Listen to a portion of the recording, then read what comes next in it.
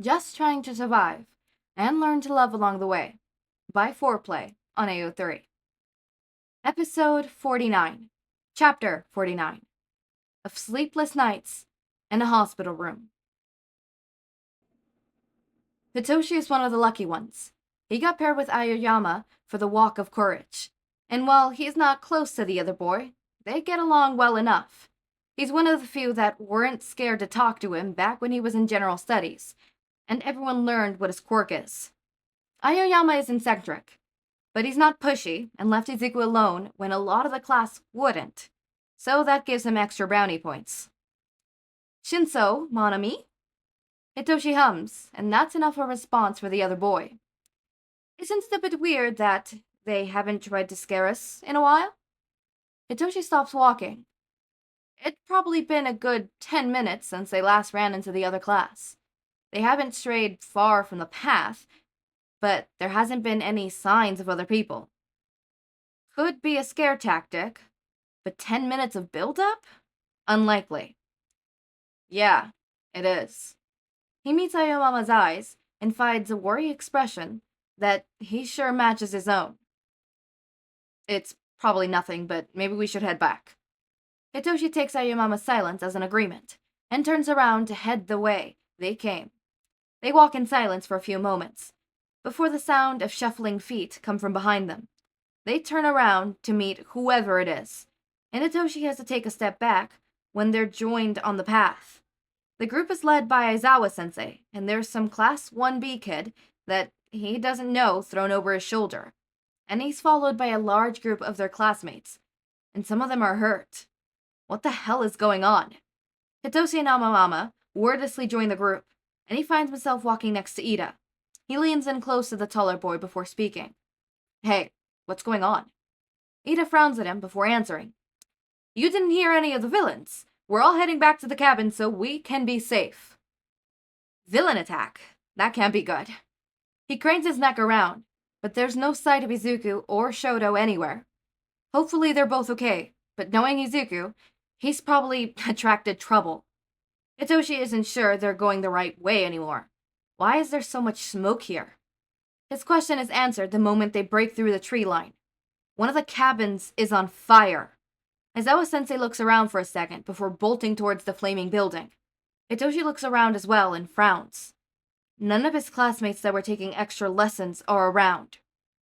Oh, that's why Aizawa-sensei ran. His classmates are still in there. The group he's with seem to realize it at the same time as him, and they all stand there gaping at the building until one of the pussycats starts rounding people up. After Aizawa-sensei comes back out with several injured students in tow, only 2 more emerge from the forest. Their teachers meet them at the tree lines and deflate after speaking to them. It doesn't take a genius to understand why. 2 students haven't returned. Izuku and Bakugou are gone. Everything after that is a bit of a blur. He piles into a bus with Vlag-sensei and the rest of the uninjured kids, and they're taken back to the school. Everybody must have called their parents, because by the time they pull up to the school, there's a crowd of adults waiting for them. Hitoshi gladly accepts the teary hugs from his parent, and doesn't say anything as he's ushered into the car. Izuku is gone. On the bus ride, he harassed Vlad-sensei until he told them that they were taken by villains. At least there's a chance that they're still alive. What would a villain want with sweet Izuku? The thought keeps him up at night. When 5 a.m. hits, he crawls out of bed and gets dressed. His parents won't be up for a while, but he needs to do something, and visiting his classmates at the hospital seemed like a good thing to occupy his mind. Well, there's only 1 or 2 classmates he'll actually visit, but it's the thought that counts, right? He texts his parents on the bus ride to the subway, so that they don't worry about him disappearing.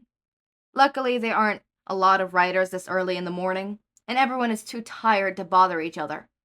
He gets to the hospital after an hour-long subway ride and another short bus journey, where he tried his best not to fall asleep.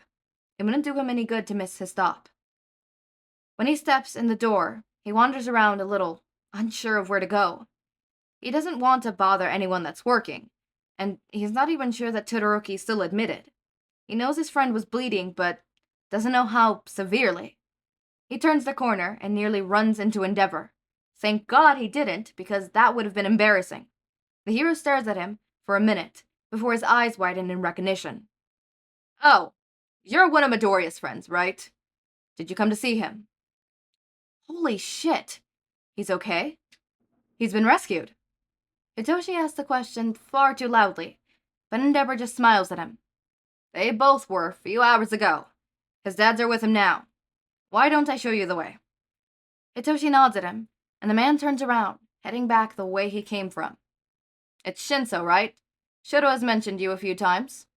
Yes, sir. He's one of my best friends, along with Izuku. That's good to hear. Shouta is recovering well. He got a fair amount of scrapes and bruises, but nothing too severe. He also got a concussion, but it's mild enough that he could recover at home. That's good news. Hitoshi's voice echoes in the empty corridor and he cringes. He apologizes for his volume, but he's far too excited to see Izuku, hopefully, in one piece to care. After what feels like years of walking, Endeavor stops and knocks at a door that has a pair of officers flanking it. Aizawa-sensei answers it, and looks a bit confused until Endeavor steps to the side and his teacher catches sight of him. Aizawa-sensei steps to the side and lets him in, and Hitoshi eagerly steps through. He stops at the foot of Izuku's bed, and they just look at each other. Izuku looks mostly okay, a large bruise on the side of his face, from where someone most likely hit him.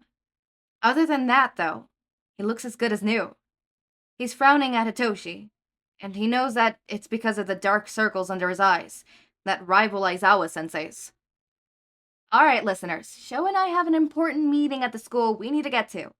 There are 2 trusted officers right outside the door, and Endeavor is only a few rooms down if you need anything. Mike-sensei's voice cut through their little staring contest, and Hitoshi finally looks away from Izuku, as Aizawa-sensei gives some parting words of his own. Behave, problem children. I don't want any calls of kids getting out of bed and sneaking to each other's room. He gives a pointed look to the other bed in the room, before following Mike-sensei out the door. Took them fucking long enough. Hitoshi finally looks to the other bed and finds Bakugou and Kirishima sitting side by side. It looks like a tight fit, but neither boy looks uncomfortable. The fuck are you looking at, extra? Bakugou's ears are tinted red, and looking closer he could see a light dusting of pink on his cheeks. Nothing. Hitoshi smirks at him before turning back to Izuku. He chooses a chair that allows him to turn his back on the other boys and focus solely on the one in front of him. They stare for a bit longer before Izuku sees something in his expression and raises his hand to sign. I'm okay. You better be. Izuku just gives him a soft smile. Why did they even take you? What happened? Hitoshi has to stop himself from asking more.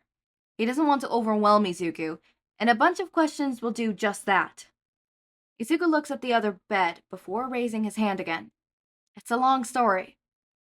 Well, I think we have the time. He tries for nonchalant, but it comes out weak and desperate. Can I tell you later? It's a lot to sign, and I'm not ready to tell Bomb yet. Hitoshi looks over his shoulders and finds Bakugou watching them with a scowl. Yes, I understand what you're saying, you fucker. Why in the world do you know sign language? It's because of his quirk. Kirishima is caught off by a glare from Bakugou, and gives him a remorseful look. Bakugou looks back to Hitoshi, and scowls harder at the curious look on his face. Because of how fucking loud my quirk is, I might go deaf one day. It pays to be fucking prepared. Hitoshi just raises his brows at him, and turns back to Izuku. He doesn't look surprised. Hitoshi assumed he knew already. It's just like him to figure something like that out.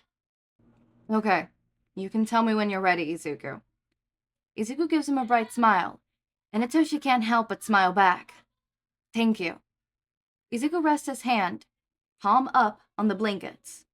Hitoshi takes the invitation and grips his hand as tightly as he dares. Izuku lays back down in the bed without letting go of his hand. Hitoshi turns their hands so that his is clasped below Izuku's, and press a feathering light kiss on the back of it. Izuku is beet red, but he's also smiling, so Hitoshi takes that as a win. He lays his head on his forearm and shuts his eyes. He can sleep peacefully now that he knows Izuku is alright. Alright, okay, interesting. So, I'm pretty sure, I am like 100% sure that the relationship between Izuku and Hitoshi is gonna finally develop from here on out. I think we're finally gonna focus on it. Hopefully. Probably. Fingers crossed. Fingers crossed. Alright. So, the next one is called Of Meetings and a Betrayal. Oh, right! The traitor arc! I forgot about traitors. So, summary. Shouta and Hizashi attend a meeting that determines the future of UA. Yeah. This is the traitor reveal thing. There's a traitor among us. Woo! But that's interesting. That's interesting. Oh, I just realized. No, sorry. As I read this, sometimes I get either little tidbits or little information or little points where it's like, oh, I do that I'm planning on doing that on my fanfic, or, oh, I should do that on my fanfic. Like, right now, I realize the implications that once we get to the point where Nezu's like, hey, there might be a traitor, Aizawa's fucked in a certain fanfiction of mine because he would be considered a quote-unquote traitor because he works with villains. But he's not a traitor because he's not feeding them information about UA. In fact, it's not even a villain organization. It's a villain organization to the law and to the Hero Commission, but it's not an actual villain organization. It's an organization of vigilantes. But let's be honest, vigilantes are against the law, therefore they're considered and classified as villains. Anyways, moving on from that. That was a sweet chapter. I'm glad that nothing happened to Shinsou during the whole thing, but I can't even imagine what he was going through. It makes sense why he didn't sleep and stuff. That light kiss to, Izuku's hand, I'm sorry, that was, oh my god, okay. This is what slow burn does to you. Like, one small little kiss to the palm of the hand, and all of a sudden people are going crazy. I'm people. Hi. Anyways, as always, my raindrops, make sure to eat, sleep, drink water, take your bed. No, don't take your bed. I'm getting a call. Let's try this again, raindrops. Make sure to eat, sleep, drink your water, take your meds. Have a wonderful day or night. Link to my Discord server and socials are down in the description. Subscribe to see more of my content, and thank you so much for watching. I don't know my own outro. What the hell?